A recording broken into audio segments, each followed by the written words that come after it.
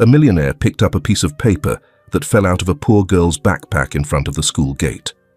A few hours later, when he saw her again, he immediately had to call the police. "Get in the bathroom and sleep. Quit bothering us while we drink." There was no need to shout. The voice was already soaked in liquor, and the sound of a can cracking open made the command feel more final than loud. Pamela didn't answer. She just stood there, barefoot on the linoleum floor, staring at the wall behind the man's shoulder. Travis didn't look back to check whether she obeyed. He leaned back on the tattered plaid sofa, like he owned the place, one arm slung over the backrest, the other holding a cigarette loosely between his fingers. The room was thick with the mix of beer, dust, and something fried 2 days ago that no one bothered to clean up. A broken fan in the corner turned with a pathetic squeak, slicing the stale air into stillness. Pamela. Now. She flinched, but didn't argue. Her small frame slid past the rusted folding chair and the pile of empty cans. As she reached the narrow hallway, her hand grazed the light switch out of habit, but she didn't turn it on. The bulb had been out for weeks. The bathroom door creaked open. She stepped inside, her feet automatically avoiding the broken tile near the sink. She knew where it was. She'd cut her toe on it once. Travis hadn't noticed. There was no lock on the inside. She closed the door and sat down on the floor, pressing her knees to her chest. The only light came from the thin crack under the door, flickering every time someone in the living room shifted. She heard another laugh, deep, guttural. Not Travis. That must be Samuel. Pamela's fingers brushed over the bruise on her upper arm. It wasn't new. The skin there felt different now. Thicker, tougher, like it had learned something. She wondered if skin could forget. In the living room, Travis cracked open another beer. The television flashed images with no sound. He never turned it up. Samuel leaned back and kicked his boots off. "Quiet kid," Samuel mumbled. "Doesn't talk much," Travis replied. "Victoria says she's got too much imagination, makes up stories to get attention." Samuel laughed, but there was no warmth in it. "That kind can be trouble, you know, always looking for something." "Long as she stays out of my way," Travis said, tipping the can back. "She's not my problem." Victoria was working the night shift at the Blue Lantern, a bar 2 bus stops away. She wouldn't be back until 3, maybe later if the manager stuck around. She never asked questions when she walked in and saw Pamela curled up on the bathroom floor. As long as the girl didn't bleed on the carpet, it was fine. The clock struck 10. Pamela hadn't moved. The air in the bathroom had cooled with nightfall. The window was nailed shut, the vent clogged with old lint and spider webs. She wrapped her arms tighter around her knees, listening. The voices outside had dropped to murmurs. The beer was catching up to them. Minutes passed, then footsteps. 1 pair, lighter than Travis's. The click of the bathroom bolt sliding. Pamela didn't scream when the door opened. She didn't move. Her mind had split into pieces, each holding on to a different thing. The curve of the faucet handle, the flicker of the overhead bulb, the way her own hands looked older under this light. Samuel stepped in and leaned his shoulder against the frame. "Hey," he whispered, as if they were sharing something private. His hand gripped the edge of the door. "I ain't gonna hurt you. Just talking." Pamela pressed herself against the wall until her spine met the tile. Her fingers dug into her knees. Her mouth stayed shut. His boots clicked on the tile as he stepped inside. Suddenly, he unbuckled his belt, his face dark, his mouth curled up slyly. Then, bang. Not from inside the bathroom, not from Travis. A door slammed open somewhere in the building. Then shouting, a woman's voice. "Pamela, Pamela, are you in there? I'm Teresa. I heard the scream." It was Mrs. Lopez, the neighbor. Her voice had the sharpness of someone who was used to being ignored, but too stubborn to stop yelling. Pamela's eyes widened. Samuel backed out. "What the hell?" he muttered. Jesus. More footsteps. Louder now. A male voice. Young. Jesse. Teresa's nephew. "Hey, you in the bathroom? Pam? Hey, bastard inside. You're old enough to be her father and you dare do that?" Then fists pounding on the door. "Open this damn thing!" Samuel was gone in a breath. The bolt was yanked open and the door flew wide. Mrs. Lopez's face appeared, flushed and furious. Behind her, Jessie held a flashlight and a metal wrench. Pamela didn't cry. She just stared up, blinking in the sudden light. "What did he do to you?" Mrs. Lopez asked, kneeling. "Damn. Did he touch you? Did he?" Pamela slowly shook her head. "Get her out of here," Jessie said. "We need to call someone."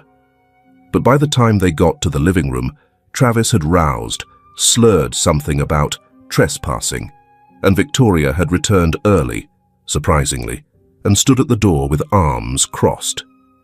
"What's this circus?" she snapped. She probably screamed because she didn't get her way.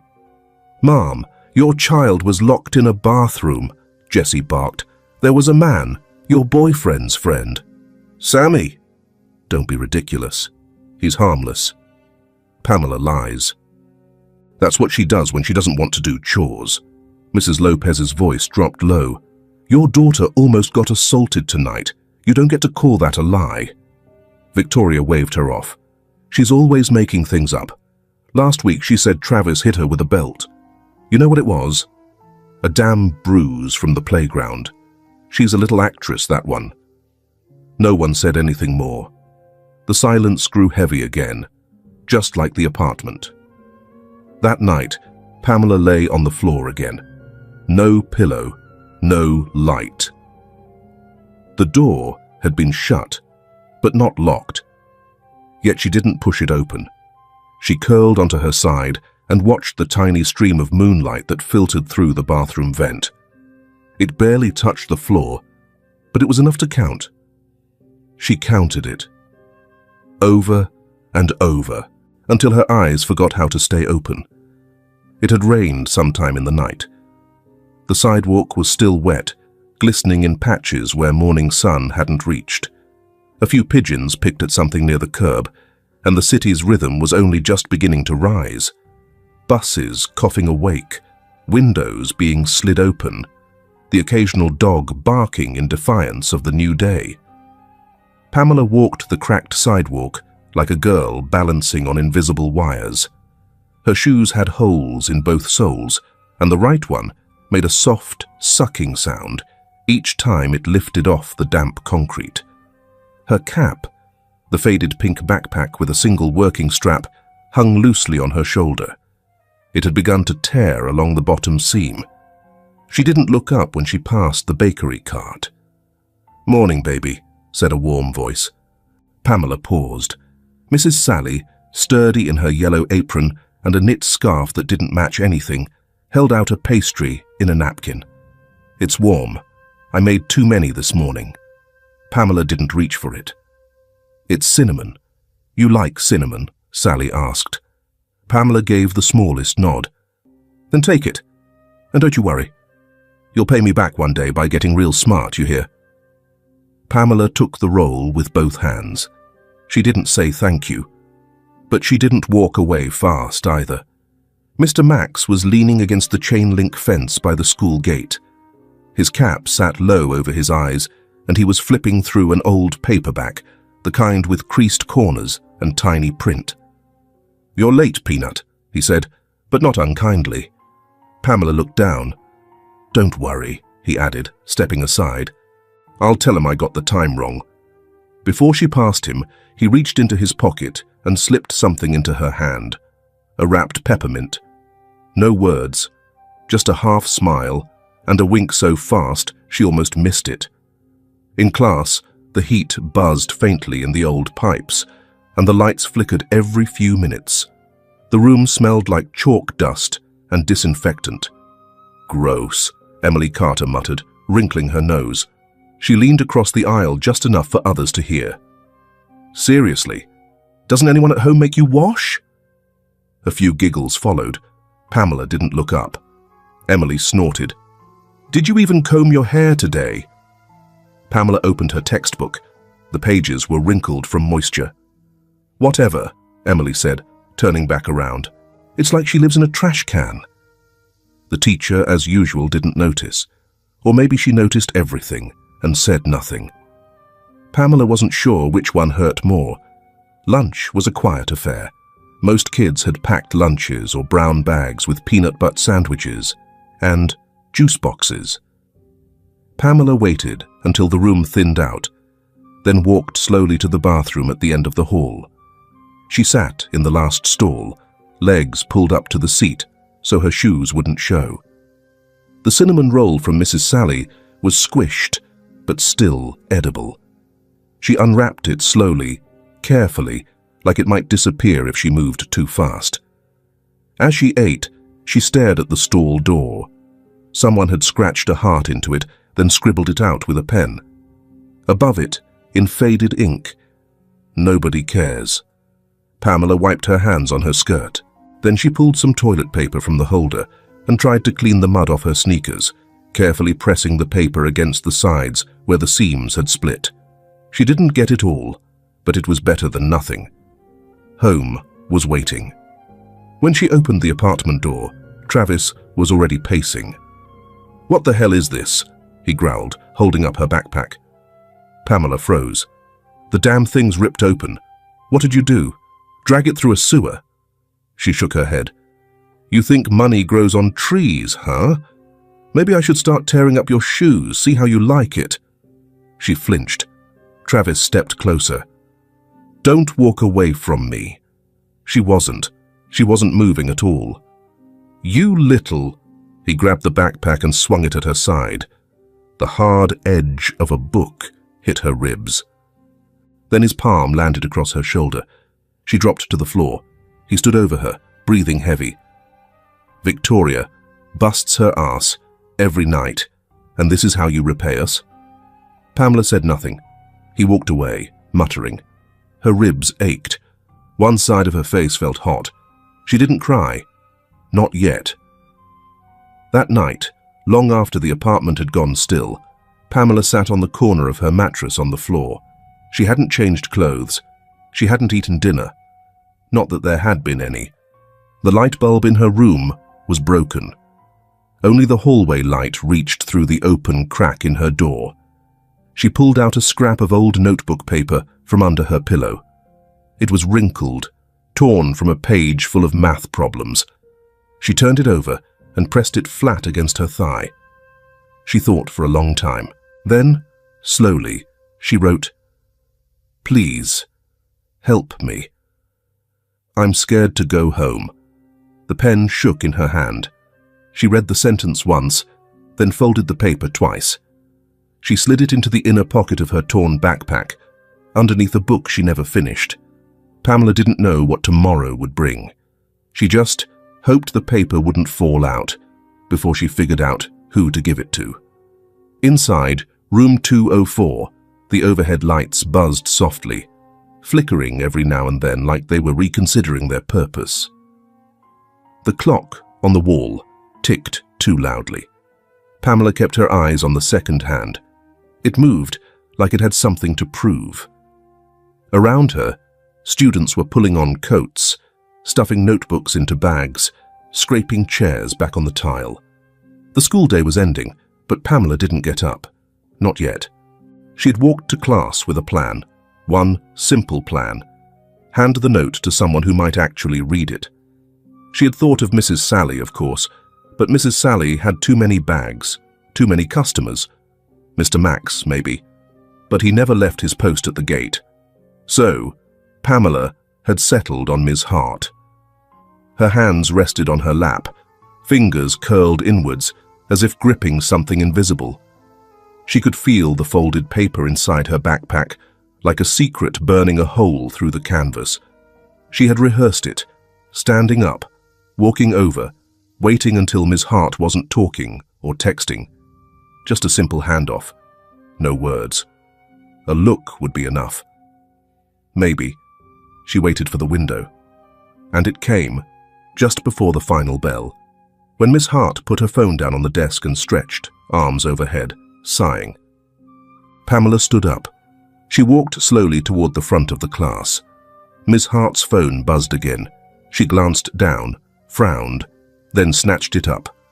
"Are you kidding me?" she muttered. "Again." Pamela stopped a few feet from the desk. Miss Hart was now pacing behind her desk, phone pressed to her ear. "No. I told you I wasn't doing this over text. If you want to break up, have the guts to—" Her voice dropped into a harsh whisper as she turned toward the window, back to Pamela. "School's over. Why aren't you home yet? I'm a little tired today, Pamela. Let's do something later. Today's homework is easy. If you have any questions, write them down in your notebook. I'll handle them later." Pamela's hand lowered. She folded the paper back into her palm and stepped away. Silently, she returned to her desk, eyes on the worn linoleum floor. Miss Hart sighed, stood up, picked up her bag, and left, muttering, "What a tiring day everyone is having." Now, standing outside the school, Pamela watched the students climb into yellow buses or into the arms of waiting parents. She didn't move.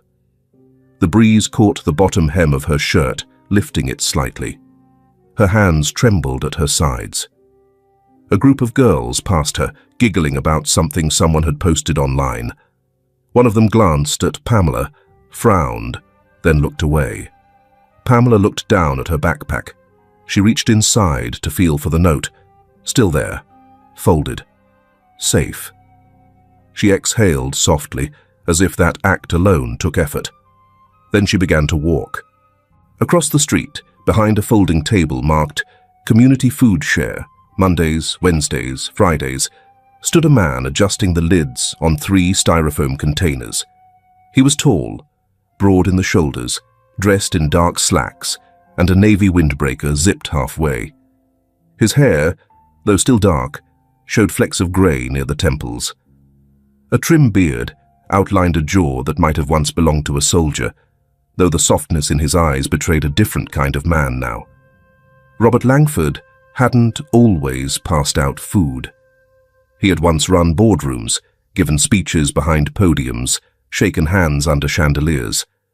But that life, polished, controlled, profitable, had ended the day his daughter's car flipped on a rain-slick highway 3 autumns ago. After that, he stopped attending quarterly meetings. He stopped arguing about property lines and zoning laws. He stopped pretending that wealth was an answer to anything that hurt. Instead, he started walking, then volunteering, quietly, without announcement or newsletter photos. He handed out food now.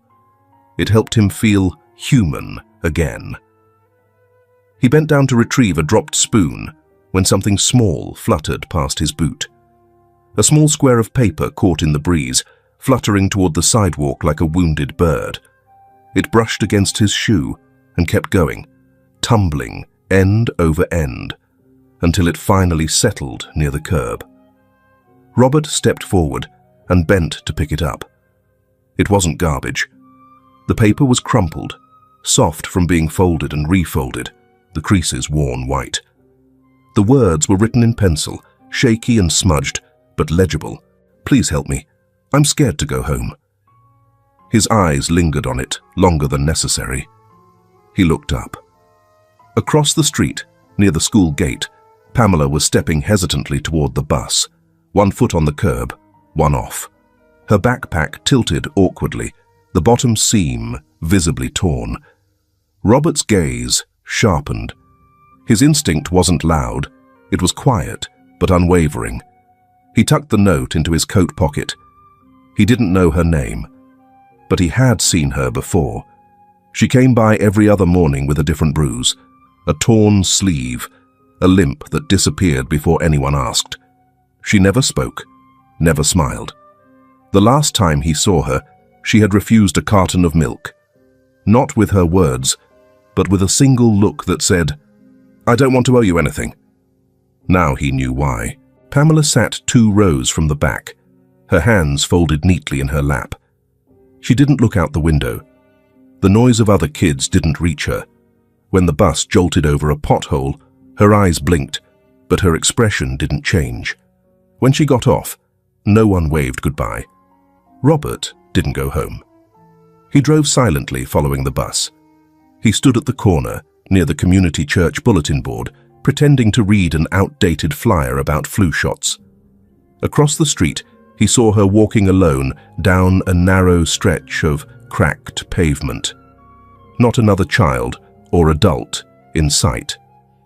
He followed at a distance.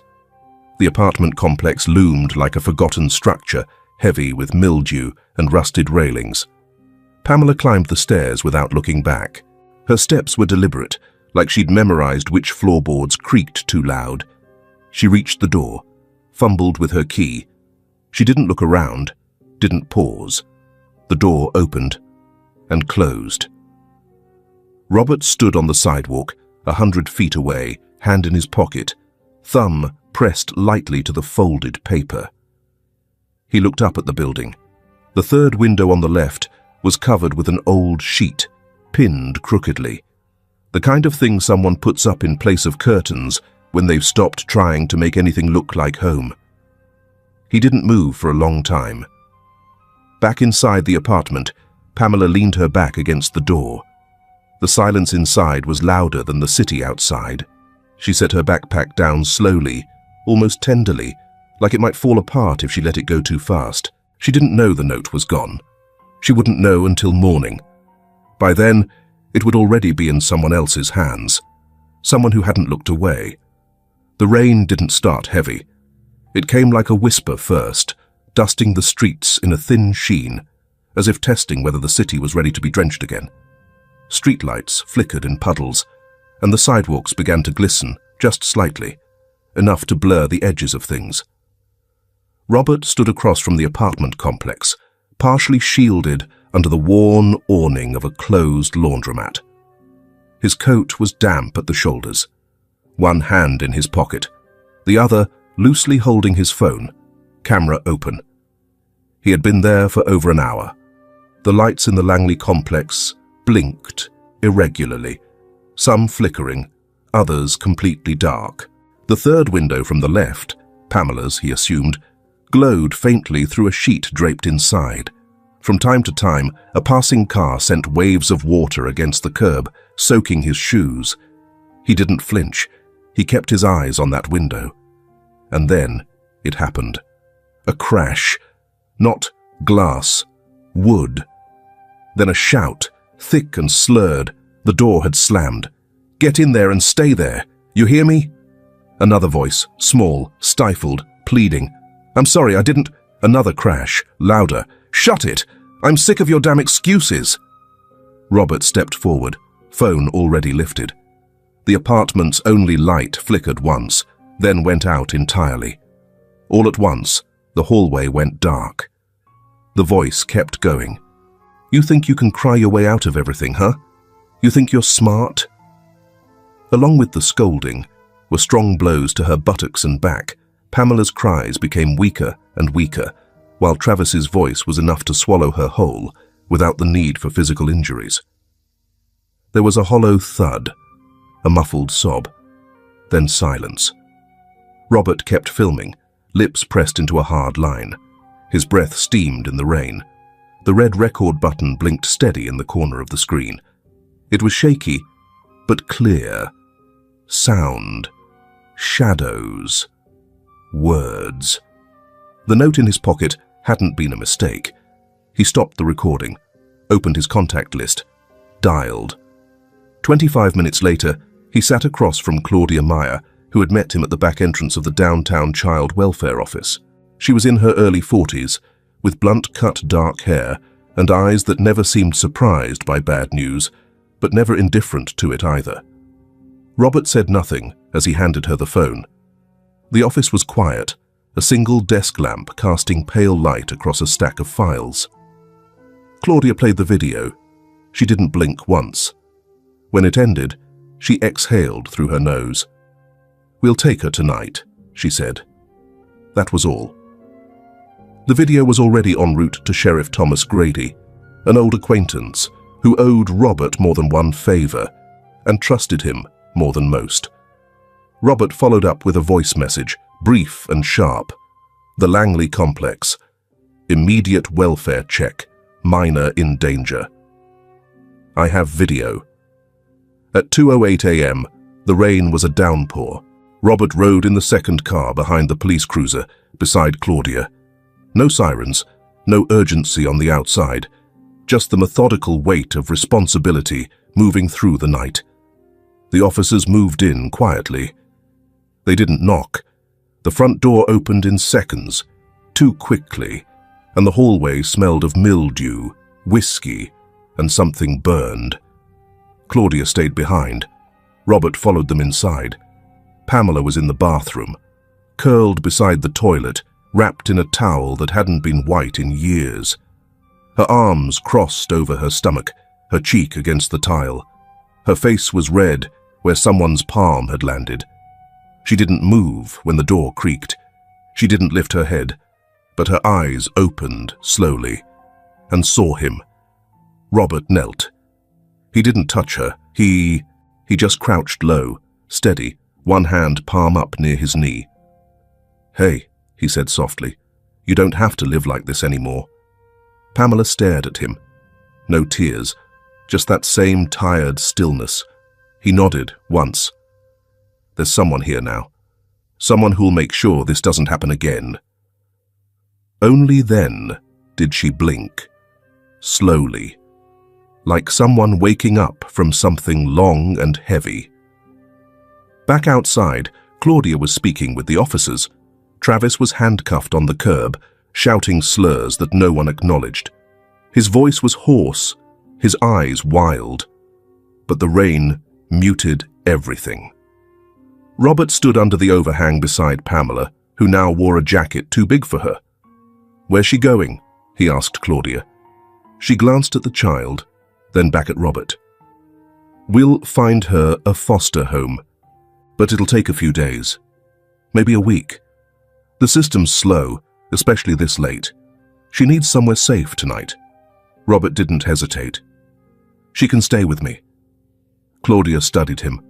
"You sure about that?" He nodded. "I won't get in the way. I just want her to feel okay." Claudia looked back at Pamela, then at her phone. "I'll write it as an emergency placement," she said. "Temporary guardianship. You'll need to sign a few things." "I'll be careful," Robert added, almost to himself. "She doesn't need careful," Claudia said. "She needs quiet, patience, routine. I can give her that." They shook hands. Pamela huddled near the door, her loose coat covering her knees. The rain was still pattering on the roof. Robert turned his head. "I'll watch you for a few nights, okay?" The girl didn't answer right away. Only the sound of the rain answered. After a while, Pamela's voice rang out, small but clear. "Please don't make me sleep in the bathroom." Robert said nothing, but his eyes were still. He nodded slightly, then opened his arms. Pamela hesitated for a second, then collapsed into his arms, as if her entire small body had been exhausted. Less than a minute later, she was asleep. Outside, he wrapped his coat tightly around her. After calling Claudia, he told the police, "Check the school. Check the mother. That girl has been crying for help for a long time, and no one cares." Meanwhile, in the ground floor apartment, Teresa cracked open the window at the sound of a car horn. Jesse, her nephew, poked his head out. "Travis finally got what he deserved," she whispered, then turned to the child sleeping under the covers. "Live better, little one." A car screeched to a stop. Victoria. Seeing Travis handcuffed on the sidewalk, her face paled. Not asking anyone, not daring to enter. Victoria turned silently and ran, panicking as if the truth would call her name next. In the car, Pamela sat silently beside Robert. She didn't lean toward the window. She didn't look at him. She just held the seatbelt strap, like it was something to anchor her to the world. He turned the heat up. When they pulled into his driveway, the porch light cast a warm halo over the front steps. He got out, walked around, opened her door. "Come on," he said. Pamela climbed out, slow and cautious. Inside, the house smelled like wood polish and rosemary. The floors creaked a little, but everything else was soft, lights dim, furniture clean, the kind of silence that held its breath, not the kind that screamed. He showed her the guest room. "I can leave the door open, if you want," he offered. She didn't answer. Just stepped in, sat on the edge of the bed, stared at the wall. He laid a folded towel on the nightstand. "There's water in the bathroom. Toothbrush is new." Still nothing. He hesitated at the doorway, then said gently, "I'll be up for a little while, if you need anything." Pamela looked at him for the first time since the bathroom. A flicker of something. Recognition, maybe. Robert gave the softest nod he knew how, then walked away, leaving the door half open behind him. The rain kept falling. But in one quiet room, for the first time in a very long time, no one raised their voice, and no one cried. The first thing Pamela noticed wasn't the size of the house. It was the light. It poured from the ceiling softly, like it had nowhere else to go, filling every corner with something that felt warm but unfamiliar. The walls were pale cream, with paintings that didn't shout. The furniture was wooden and heavy, but soft-edged, like it had been chosen for comfort, not show. There were no piles of things, no garbage bags stuffed behind doors, no smell of cigarettes clinging to curtains. Pamela hovered by the threshold of the entryway, her shoes leaving faint, wet prints on the tile floor. She didn't move until Robert had closed the door gently behind them. "It's quiet," he said, setting his keys in a small ceramic bowl by the wall. She nodded once, her chin barely moving. He pointed down a short hallway. "Your room's this way." He walked ahead. She followed, but not closely. Her feet made no sound on the rug. Her eyes darted to the sides. Framed photos on a shelf, a bowl of fresh oranges, the subtle scent of lavender coming from somewhere she couldn't place. He opened a door. "This one's yours, if that's all right." The room was small by the house's standards, but still far larger than anything she'd had before. There was a window, with a light curtain that shifted slightly from the breeze of a heating vent, a bed with a pale green blanket, a single stuffed bear sitting in the center like it had been waiting its whole life for someone, a desk with a lamp, a bookshelf, an empty dresser. There were no locks on anything, not the windows, not the door. Pamela stood at the threshold. "Bathrooms through that door," Robert added, motioning to the left. "Fresh towels are in there, soap, toothbrush. If anything's missing, let me know." She nodded again. He lingered, then said quietly, "I'll be up for a bit. You don't have to talk if you don't want to. But if you need something, I'm just down the hall." He gave a slight nod and stepped back, leaving the door open behind him. Pamela took 3 slow steps into the room, then stopped. The bed looked too new, too soft. She didn't touch it. Instead, she walked to the far corner and sat on the floor, knees pulled to her chest, facing the window. Her eyes stayed open long after the light outside had dimmed into darkness. Later that evening, Mrs. Martha, the housekeeper, came to check in. She knocked gently, then peeked her head in. "Sweetheart, I just brought a warm towel in case you feel like washing up." Pamela didn't reply, but she didn't look away either. Martha walked in slowly, laid the towel across the foot of the bed, then placed a glass of water on the nightstand. She didn't speak much. Her eyes did the talking, soft, deliberate, calm. Before she left, she glanced at the bear still sitting untouched in the center of the bed. She smiled at it, then smiled at Pamela. "You don't have to do anything tonight. Just rest. That's all." Pamela listened to her footsteps fade down the hall. The next morning, Mr. Dwight, the gardener, was trimming hedges when Pamela wandered outside with bare feet and guarded steps. The grass was still damp. She stood behind a row of rose bushes, half hidden. "You like flowers?" he asked, without turning around.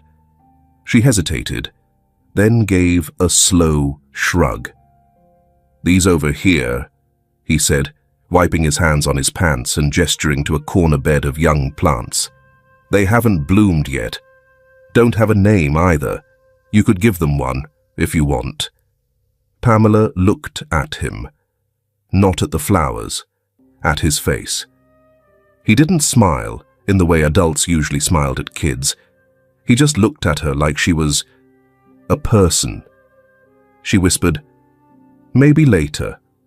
Dwight nodded like she'd just made a fine decision. "You take your time."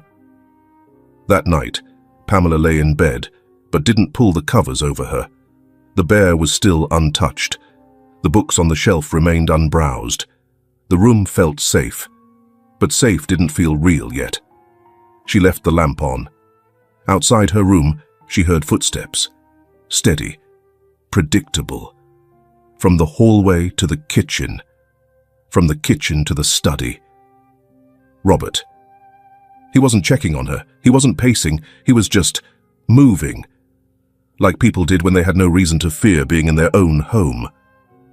She closed her eyes for a while, opened them again. Nothing had changed. That, strangely, helped. At breakfast, Pamela sat at the edge of the dining table, not quite comfortable, not quite afraid. Robert was reading a newspaper, folded neatly, resting on a placemat. He drank coffee from a ceramic mug, one with a faded logo that said Langford and Mason, Real Estate, 2003. There was toast on the table, fruit, boiled eggs in a bowl. Nothing fancy, but it was laid out like it mattered. Pamela didn't reach for anything. She just looked. And for the first time since she had arrived, her eyes didn't dart away when Robert glanced up. He offered a quiet nod. Nothing more. Pamela reached for the toast. Slowly. The crust crackled slightly in her fingers. The sun streamed through the dining room windows. It was a clear day, but the light wasn't harsh. It fell across the room like it had always been welcome there. Pamela chewed quietly, eyes flicking between the window, the toast, and the man across the table, who never once asked her to explain herself. Aravde. The night settled softly over the Langford house, draping the windows in gentle shadows. Robert sat in the corner armchair of Pamela's room, a worn copy of Charlotte's Web open in his lap. The lamp cast a pool of warm light around them, small and safe. He read slowly, pausing for breaths between each sentence, never rushing. His voice had that calm texture some people are born with, the kind that made even the spaces between words feel like resting places. Pamela lay under the covers, her back pressed against the headboard, knees pulled close to her chest. She didn't look at him, but her head was slightly turned, enough to catch each word. She was listening, even if her eyes stayed on the far wall. He never asked if she liked stories, never offered choices. He simply began. That first night, and the one after. Words, not questions. A rhythm, not a demand. By the time Wilbur met Charlotte, Pamela's eyes had grown heavy. Robert closed the book gently and placed it on the nightstand. He turned off the lamp, but left the hallway light on, just enough to soften the edges of darkness. Then he stood, quietly, and left the door ajar. It wasn't silence that filled the room. It was something quieter. At 3:14 a.m., Pamela screamed. Robert was out of bed before his thoughts could catch up. He reached her door in 4 long strides and stepped inside without knocking. She was sitting upright in bed, trembling, her fists clenched around the blanket so tightly her knuckles were white. Her breathing came in sharp, erratic bursts, and her eyes, wide, unseeing, were still caught in the nightmare. Robert didn't speak. He simply sat on the floor beside her bed, knees drawn up, his hands resting loosely on his legs. After a long moment, he moved one hand near hers on the blanket. He didn't touch her, he just let it be there, close, visible, steady. Pamela's gaze dropped. She blinked, once, twice, then slowly, as if releasing pressure from a tightly wound spring, her fingers began to loosen. Her fists softened. The blanket sagged. Her arms trembled. And then, in a voice so faint it was nearly breath, she said, "Don't let them lock me in again." Robert's jaw tightened, but his voice stayed even. "They won't," he said. Pamela stared at him, eyes no longer wild, but worn. Then, slowly, she shifted, crawled across the bed, and pressed her small body gently against his side. Not urgently, just enough to feel someone else there. He wrapped one arm around her back, not tight, just present. She exhaled and fell asleep. The next morning she didn't apologize. She didn't even mention it. Over breakfast, she sat quietly at the table while Robert read the paper and sipped his coffee. Pamela took her toast without prompting. She buttered it, carefully, slowly. When she looked up and caught his gaze, she didn't flinch. "Thanks for staying," she said. Robert looked at her. No dramatics, no sudden swell of music, just a man sitting across from a girl who had never known what staying meant. "Always," he replied. Later that day, something unusual happened. At school, when Emily Carter dropped her pen, it rolled under Pamela's desk. Emily reached halfway down, groaning. Pamela bent down before her. She picked it up, held it out. Just that. No explanation, no hesitation, no stare. Emily blinked, surprised. Then she took the pen. "Thanks," she muttered, almost unsure. Pamela didn't reply, but for the rest of the class, Emily didn't say a word about anyone's clothes. That afternoon, Gary, the Langford Estates driver, took Pamela along for a grocery run. Robert stayed behind, working in his study. The ride was quiet until Gary, glancing at her through the rearview mirror, said, "You ever seen a cat drive a lawnmower?" Pamela looked confused. He grinned. "I'm serious. Happened in my cousin's yard last summer. Cat jumped on, sat on the wheel. Thing started rolling straight into the fence." Pamela blinked. Her lips twitched. "Cousin's fine. Fence is not. Cat's now in therapy," he added. A tiny laugh escaped her. Not loud, not long. But Gary caught it and didn't make a big deal. Just smiled, like it had always been there. That evening, after dinner, Pamela went to her room and quietly began reorganizing her desk. No one asked her to. She pulled out the books, wiped the surface with a damp cloth she found in the bathroom, arranged her things in neat rows. The stuffed bear was moved gently to one corner. Mrs. Martha passed by the doorway and paused. She didn't interrupt, just watched. Then gave a small, satisfied nod. Not because the desk was clean, but because something else was shifting. A choice was being made. From the hallway, Robert saw it too. He stood just long enough to understand. She hadn't said she trusted him, but she had rearranged her space. She had laughed at a joke. She had handed a pen to a girl who once mocked her. She had let go of the blanket. And in Robert's world, those were all the words he needed. The sun was high when it happened. Pamela had been outside during recess, standing just beyond the circle of girls playing hopscotch. She wasn't joining in, but she was close enough to watch. Emily Carter glanced at her once but said nothing. A small step forward, perhaps. Then Pamela blinked, stumbled, and folded to the ground like a paper crane collapsing on itself. Emily was the first to scream. Teachers rushed over. One shouted for the nurse, another fumbled for a phone. Within minutes, an ambulance's siren began to wail in the distance. Pamela didn't speak. Her lips moved slightly, but no sound followed. Her eyelids fluttered. Her fingers curled into the dirt. By the time Robert reached the hospital, her shoes had already been placed in a plastic bag. The nurses moved around efficiently, and he was told more than once to please wait out here. He waited, for hours, staring at the wall, at the floor, at the too white ceiling. Everything smelled like antiseptic and decisions. Eventually a doctor came. He looked like he hadn't slept in a day. Robert stood up. "What is it?" The doctor's face didn't change. "She has leukemia, acute lymphoblastic." The words didn't land all at once. They rolled slowly toward Robert, like a slow-moving tide, reaching his feet, then his knees, then the rest of him. "Is it advanced?" "It's progressed, but there's still time. We'll need to start treatment immediately.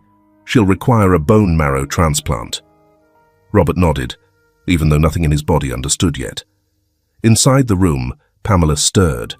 When he stepped in, she looked up, not with fear or confusion, but with concern. "You didn't finish the chapter last night," she whispered. Her voice was hoarse, dry, but it still carried weight. Robert smiled. Barely. "I brought the book." Pamela didn't ask what had happened to her. She didn't ask why there were tubes in her arm or why the lights were so bright. She just closed her eyes again, and Robert sat beside her, opening to where the bookmark had been left. Claudia arrived in the early afternoon. She didn't say much, just pulled up a chair across from Robert, her eyes scanning the medical clipboard, then landing on Pamela. Neither of them spoke for several minutes. "I'll notify the registry," Claudia finally said. "We'll start the search for a match." Robert nodded. His hand rested gently on Pamela's wrist. Later, he would begin making calls. Blood tests, screening. Friends, old colleagues, distant family. Everyone. But for now, the room was quiet, except for the slow beeping of a monitor and the sound of Robert's voice, reading gently through the dry air. The next few weeks passed like a long, pale tunnel. The walls were white. The lights buzzed. Nurses came and went. Pamela stayed. Her hair began to thin, then fall. She noticed it in small ways first, the way it clung to her pillow, the strands in the shower drain. But she never asked about it. Instead, she asked about Robert. "Did you eat today? Are you sleeping okay? You look tired, Dad." Robert would smile, even when his voice cracked. "I'm fine." He wasn't. But he stayed. Each night, he brought the same book. His voice never rushed. When it shook, Pamela never mentioned it. She just leaned slightly closer, her fingers curled gently near his elbow, not touching. She didn't need to. Robert knew time was pressing on both sides of them. He read slower each evening, hoping the spaces between words could somehow stretch the days longer. But the test results kept coming back the same. No match. None. And still, Pamela asked him every morning, "Did you sleep okay?" One night, after a particularly long day of scans and needles, Robert walked down to the hospital chapel. He didn't pray, but he sat there, because it was quiet, because no one asked anything of him. He stared at the small, flickering candle in the front row and thought of the first day he saw her. Backpack torn, eyes hollow, a crumpled note fluttering in the wind.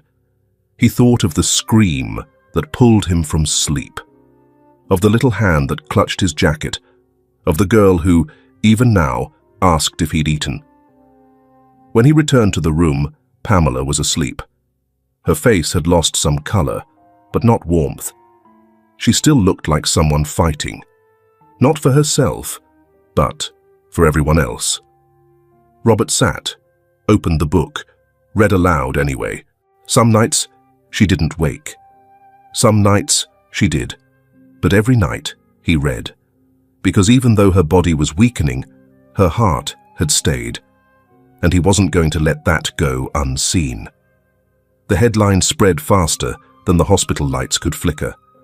Millionaire, abuser, leaves, girl, fighting for life. It ran in bold across the digital front page of a tabloid blog that never missed a chance to bleed a story dry. The journalist was Alice Gomez, a name Robert hadn't heard in years. She had once requested an exclusive interview during the height of his real estate fame. He'd declined politely. She hadn't taken it well. Now she had found her revenge. She twisted the facts. A reclusive former tycoon, a sickly girl with no relatives, secretive hospital visits, and whispered speculation. Her article didn't name Pamela, but it didn't need to. The photos did the talking, grainy shots outside the hospital, Robert's face caught in shadow, Pamela in a wheelchair, her thin arms cradled in a blanket. By mid-morning, the article had gone viral. Claudia Meyer's phone buzzed off her desk for 3 straight hours. She read the piece once, twice, and by the third time, her hands were shaking.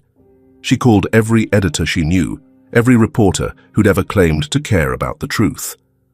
But no one wanted to hear it. "Too late," one said. "The narrative's already out." Claudia slammed the phone down, not in anger, just to feel something solid. Meanwhile, the hospital was flooded with noise. Not the kind that echoed in halls, but the kind that crept into rooms through whispers and side glances. Robert walked slower now, as if carrying something heavier than usual. Nurses still nodded politely, but never for long. That afternoon, the door to Pamela's room creaked open. Victoria. He met her outside the main doors. Her outfit didn't fit the occasion. Short leather jacket, sunglasses she didn't remove, lips painted sharp red. "Well, look who finally made the news," she said, smirking. "You always had a flair for attention." Robert didn't move. "Why are you here?" She clicked her tongue. "Don't be so tense. I read about her. Just came to see if it's true." He stared. "She's really dying, huh?" Still, he said nothing. Victoria crossed her arms. "You know, maybe this is karma. You took her from me. Now you get to watch her go." Robert's voice was gravel. "You left her." She snorted. "Oh, spare me. I gave birth to her. That counts for something." And there it was. He looked at her, this woman who had brought Pamela into the world, but never learned how to stay in it. "You're her biological mother," he said slowly. "Damn right," she replied. "Even got the scars to prove it." It hit him all at once. He whispered, more to himself, "You could be a match." Victoria blinked. "What?" "For a marrow transplant. You, of all people, could save her." Her mouth twisted, but not into a smile. "You're serious?" "I'll cover every cost, every arrangement." She took a step back. "I don't do needles." Robert's eyes didn't flinch. "She's your daughter."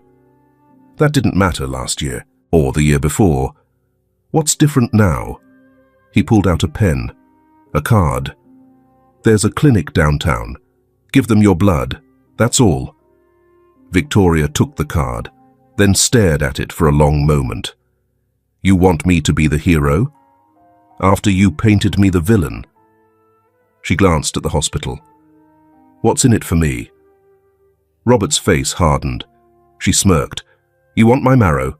Fine. I want a number. 6 digits. Wired. And after that, I'm out. She never hears my name again." He looked at her like he was memorizing every angle of her face so he could forget it later. "Agreed," he said coldly. "But she never sees you. Never knows you were here. Deal." The next 24 hours moved like a clock with a bomb wired to it. Victoria's test returned quickly. Perfect match. Near miraculous. The doctor called it genetic gold. The surgery was scheduled for that night. Pamela didn't know. She was pale, weaker than ever, barely touching the soup Robert brought to her. When he sat beside her bed, she didn't ask about donors anymore. She didn't ask anything. That silence terrified him more than any headline. Claudia stayed near, handling the logistics, holding the line with the surgical team, and shielding Pamela from everything outside that mattered too much and helped too little. Victoria arrived through the back. No dramatic entrance, no goodbyes. Just a woman in scrubs, escorted to the prep room like a stranger. She didn't cry, didn't pray. Just signed papers, closed her eyes, and got it over with. Robert stood outside the operating room, back pressed against the wall. He didn't sit, didn't read, just stood there. Nurses passed, machines beeped, time thickened around him, and he waited, because if the worst truth had already come, this might be the only chance left. The night passed without thunder, just the steady drip of recovery. Machines blinking softly, shadows folding across Pamela's bed. At 6:47 a.m., she opened her eyes. Her gaze found the ceiling first, familiar now, like a blank sky she'd stared into for weeks. Then slowly, she turned her head toward the window. It was quiet outside. No sirens, no hurried footsteps, just a curtain moving gently with the vent. Then she saw him. Robert, asleep in the chair, his head tilted back, mouth slightly open. The book lay open in his lap, pages slightly bent. Pamela blinked once. Her throat was dry, but not sore. Her body felt heavier, and yet lighter too, as if something had been taken out of her and left space behind. She whispered, "What page were we on?"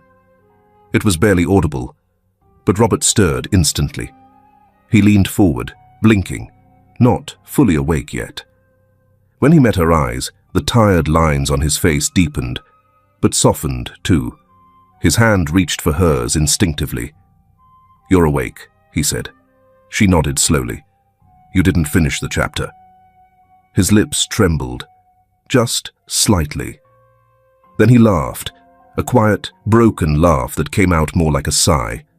He brushed his hand over his face and whispered, "I was waiting for you." Pamela smiled. It was small, not wide or triumphant, but it stayed. And for the first time in weeks, her eyes held light again. The nurses came. They checked the lines, the charts, the stitches. Pamela let them, her fingers still curled loosely around Robert's. Later that afternoon, the door creaked open, and someone peeked in. Emily.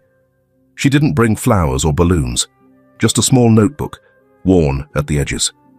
She shuffled forward, placed it on the tray table beside Pamela's water cup, then stepped back.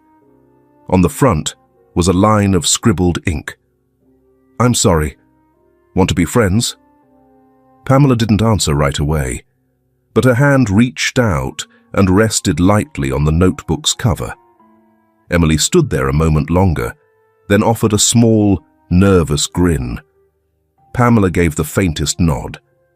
And just like that, the silence that had once filled their classroom began to dissolve. Days passed. Then a week. Pamela's hair began to fall less. Her cheeks, once pale and thin, held color again. Her eyes tracked more than shadows. She asked questions, not about her illness, but about everything else. Why does the IV beep like that? Where do the nurses eat lunch? Can I keep the socks with the rubber dots on the bottom? Robert answered each one like it mattered. Because it did. Every person in the house noticed the change.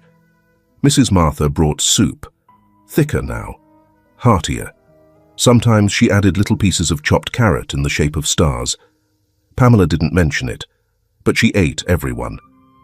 Gary visited twice a week.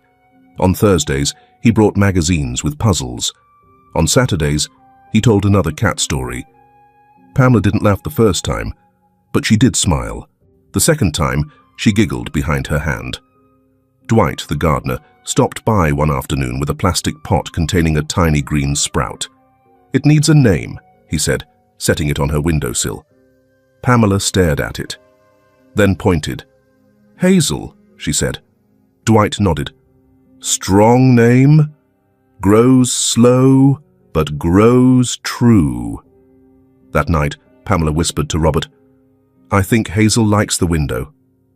One quiet morning, Claudia appeared at the hospital, a folder under her arm. Robert met her in the corridor outside the room. The fluorescent lights hummed low overhead. "She's past the worst," Claudia said. "Doctors are optimistic. Still a long road, but she's on it now." Robert nodded. The relief didn't rush in. It settled, slowly, behind his ribs. Claudia hesitated, then added, "There's something else." She opened the folder, pulled out a sheet of paper. Not legal, not medical. Simple. A form. "Parental adoption application," she said gently. "If you're ready. I think Pamela is." Robert didn't take the paper immediately. He looked through the window behind her. Pamela was in bed, holding the small notebook Emily had given her, showing something to Dwight, who stood by the sill. She was smiling, fully now. Her fingers pointed at Hazel, then back at the page. Her mouth moved fast, explaining something, and Dwight just nodded, like every word mattered. Robert turned back to Claudia. "I've been ready since the first time she handed me that note," he said. "This just makes it official." Outside, spring had begun to stretch across the city. Trees blinked awake, sidewalks dried. The hospital's garden beds, dormant for weeks, showed signs of green. And in room 407, a girl who had once whispered for help without sound was laughing. Not loudly, but freely, as if no one was going to take it away again. The courtroom wasn't like the ones Pamela had seen on television. There were no shouting lawyers, no slamming gavels, just a modest room with soft carpet and uncomfortable chairs, lit by muted sunlight filtering through blinds that hadn't been adjusted all morning. Pamela sat beside Robert at the long wooden table. Her legs dangled above the floor, her shoes barely brushing the edge of the chair. Her hand was in his, openly now, not hidden in hesitation. She was wearing a dress Claudia had bought weeks earlier, pale blue, with a small ribbon just beneath the collarbone. It wasn't frilly, it wasn't loud, it just fit, like something a girl might choose for herself if she believed the day might actually matter. The judge was an older man with a soft voice and eyebrows like question marks. He adjusted his glasses and flipped slowly through a slim stack of papers. When he finally looked up, his eyes settled first on Pamela, then on Robert. "Mr. Langford," he said, voice even, "are you certain you understand the responsibility of what you're asking for today?" Robert didn't flinch. "I don't just want this," he said. "I need it. She is my daughter in every way that matters." The judge studied him for a moment longer, then offered a small nod. No grand declarations, no dramatic conclusions, just a sentence. "Then let's make it official." Pamela's grip on Robert's hand tightened, just slightly. That evening, the house smelled faintly of cinnamon and rosemary. Mrs. Martha had baked, again, and this time Pamela had helped, her sleeves rolled up, flour dusting the tip of her nose. Later, when the kitchen was clean and the lights had softened to their evening warmth, Pamela stood quietly in the hallway, just outside Robert's study. She was barefoot. The wood floor was cool beneath her toes. He was reading something, a newspaper perhaps, but he looked up the moment she knocked. She hesitated in the doorway. "Can I?" Her voice caught, then continued. "Can I call you Dad now?" Robert didn't answer right away. He set the paper down. His mouth opened, then closed again. Then he nodded, his voice breaking just slightly. "I've been waiting a long time for you to want that." Pamela walked into the room. She didn't run. She didn't throw her arms around him. She just walked over and placed her hand gently on his shoulder. "Good night, Dad." And left. A year passed, like leaves drifting across a backyard. Slowly, quietly, with weather and time, and the kind of change that doesn't announce itself. In the garden, Hazel, now taller, with 3 buds and 1 stubborn bloom, had a wooden sign next to it. Pamela had painted it herself. It read simply, "Hazel, first plant I named." The house was the same. And yet, not. Pamela's room had changed, slowly, over the months. Posters had gone up, books rearranged, a small corkboard filled with Polaroids and scribbled notes. There was laughter in that room now, sometimes music, sometimes silence that didn't ache. She still had checkups, still took pills, still had moments when she sat very still and stared at her hands for longer than most people do. But she was healing. One evening, as sunlight slanted through the wide kitchen windows, the television clicked on, almost by accident. Robert was flipping through channels while Pamela chopped herbs at the counter, something she insisted on helping with now. The news anchor's voice was calm, steady, indifferent. Local woman Victoria Reed, 37, found deceased this morning near Parkridge Avenue. Preliminary reports suggest an overdose. The sound dropped away. Robert moved quickly to turn the volume down, but Pamela had already heard. She didn't freeze. She didn't cry. She just set the knife down gently, wiped her hands on the towel looped through her apron, then whispered, "Rest, Mom." Not bitter, not sweet, just true. And then she picked the knife back up, asked if they had more basil. That weekend, Claudia visited. She brought a stack of forms, half of them already signed, and a quiet smile that hadn't visited her face in months. "The state's process is finalized," she told Robert. "It's all done. She's legally yours." Robert didn't ask any questions. He just nodded. Claudia walked with Pamela through the garden that afternoon. The sun warmed the stone path, and somewhere behind them, Gary was arguing with a squirrel that had gotten into the garage. "You doing okay?" Claudia asked casually. Pamela didn't look at her. She was crouching beside a new row of bulbs, carefully poking one into the soil. "Better than okay," she said. "It's quiet here." "That's good." "I get to sleep through the night," Pamela added. And Claudia understood that meant everything.